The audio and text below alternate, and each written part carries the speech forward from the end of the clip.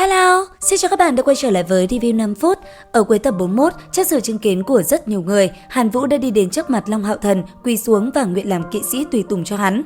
Long Hạo Thần và Dạo Hoa thất kinh, hắn nhớ không nhầm thì lần trước đã từ chối đề nghị này của thánh kỵ sĩ trưởng rồi. Không hiểu sao Hàn Vũ lại có mặt ở đây.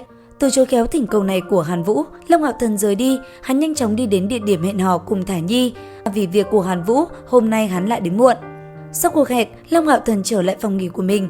Vừa về đến cửa, đã nghe thanh âm của Dạo Hoa từ phòng bên cạnh truyền ra. Hạo Thần, ngươi qua đây. Trong phòng Dạo Hoa không chỉ có một mình y, ngoại trừ y còn có hai người. Một lão giả râu tóc bạc trắng ngồi đối diện y, sau lưng lão giả còn đứng một người trẻ tuổi. Thánh kỵ sĩ trưởng Hàn Kiếm đích thân dẫn theo Hàn Vũ tới đây. Long Hạo Thần loáng thoáng có thể hiểu mục đích của ông ta. Hắn kiên định đi đến trước mặt Hàn Kiếm khẽ nói, không có ai trời sinh nên làm kỵ sĩ tùy tùng cho người khác, thứ lỗi cho ta từ chối đề nghị này. Hàn Kiếm giọng hơi trầm xuống, Tiểu Hạo Thần, không giấu gì ngươi, Hàn Vũ là cháu của ta, nhưng mà thằng nhóc này biểu hiện trong đợt tuyển chọn liệt ma đoàn thật quá làm cho ta thất vọng. Hôm đó ta để nó bái ngươi làm chủ nhân, làm phù trợ kỵ sĩ của ngươi, tuyệt đối không phải là nói bừa. Hôm nay ta mang nó đến đây, thuộc phục phụ trợ kỵ sĩ ta đã giúp nó làm xong. Bắt đầu từ bây giờ, liên tục 5 năm, nó chỉ có thể là phụ trợ của ngươi, sinh mệnh của nó, tất cả đều do ngươi chi phối. Long Hạo Thần nhìn Hàn Kiếm nghiêm túc, nhịn không được, nói: Thánh kỵ sĩ trưởng đại nhân, không cần đâu, ta thấy Hàn Vũ huynh chỉ là nhất thời bất cẩn. Hàn Kiếm chậm rãi đứng dậy, trầm giọng nói: Nó đâu chỉ là nhất thời sơ ý, thằng nhóc này có một ít thiên phú, nhưng tính cách nghiêm trọng thiếu sót, kiêu ngạo tùy hứng, không thể làm việc lớn. Mà ngươi thì khác, trên người của ngươi ta có thể nhìn thấy niềm kiêu hãnh của kỵ sĩ. Đừng tưởng rằng nó làm phụ trợ kỵ sĩ của ngươi thì ngươi được đến chỗ tốt. Thật ra nó mới là người được lợi, nó đi theo ngươi chẳng những có thể gia nhập liệt ma đoàn có ngươi trong đó. Hơn nữa, ở bên cạnh ngươi học tập rất nhiều thứ. 5 năm ma luyện có lẽ sẽ giúp nó đi vào quỹ đạo, trở thành một kỵ sĩ ưu tú, đây mới là mục đích của ta. Cho nên, là mông nội của nó, ta thỉnh cầu ngươi hãy thu nhận nó làm phụ trợ. Vừa nói, Hàn Kiếm tay trái để ngang ngực, hướng Long Hạo Thần làm tiêu chuẩn lễ kỵ sĩ. Long Hạo Thần giật nảy mình vội đáp lễ. Thánh kỵ sĩ trưởng đại nhân, ngươi đừng như vậy, sẽ làm ta giảm thọ, ta đáp ứng là được. Ngay vậy, Hàn Kiếm mừng rỡ trở lại. Tuy nhiên, ông chưa vội đứng lên mà nghiêm túc nói: Sau này, ngươi cần bất cứ việc gì, Hàn gia ta đều sẽ trợ lực cho người vô điều kiện.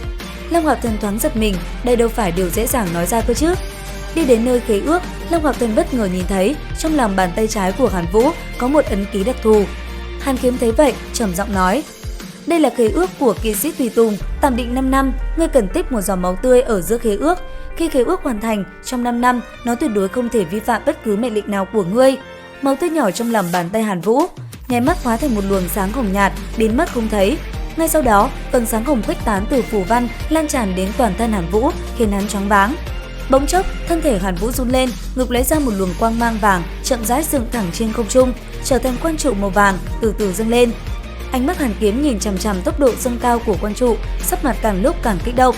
Tiểu Hạo Thần, Tiểu Hạo Thần, người thật đúng là luôn khiến ta giật mình. Tiên thiên nội linh lực 97, quang minh chi tử, không nghĩ tới kỳ hắc ám 6.000 năm nay, kỵ sĩ thánh địa chúng ta rốt cuộc xuất hiện một vị quang minh chi tử. Hàn Kiếm tâm tình không cách nào bình tĩnh, trong mắt ngọn lửa hưng phấn thiêu đốt. Chính là trong khế ước đã lộ ra sơ hở, quan hệ giữa kỵ sĩ tùy tùng và chủ kỵ sĩ rất thân thiết, cho nên ta mới có thể biết được. Nhờ quan hệ cộng hưởng, tiên thiên nội linh lực của Hàn Vũ là 63, nay tăng lên 80 điểm. Hàn Kiếm không che giấu nổi niềm vui sướng. Dạo qua thấy điểm tốt này, không thể khống chế run giọng hỏi: Thánh kỵ sĩ trưởng đại nhân này khế ước chủ kỵ sĩ có thể có được mấy vị tùy tùng? Hàn Kiếm không hề do dự, nói: Chắc là 2, bởi vì khế ước sẽ sản sinh tinh thần liên hệ, nếu phụ trợ quá nhiều sẽ ảnh hưởng đến tinh thần lực của kỵ sĩ, sẽ có bất lợi. Long Hạo Thần nghe nói thế, lập tức quỳ gối xuống đất nói: Thánh kỵ sĩ trưởng đại nhân, ta cầu xin ngài hãy cho lão sư một khế ước phù văn đi, lão sư mới là chân chính thiên tài. Đến đây thì cũng hết tập 42 Thần Ấm Vương Tọa. Xin chào và hẹn gặp lại các bạn ở những video tiếp theo.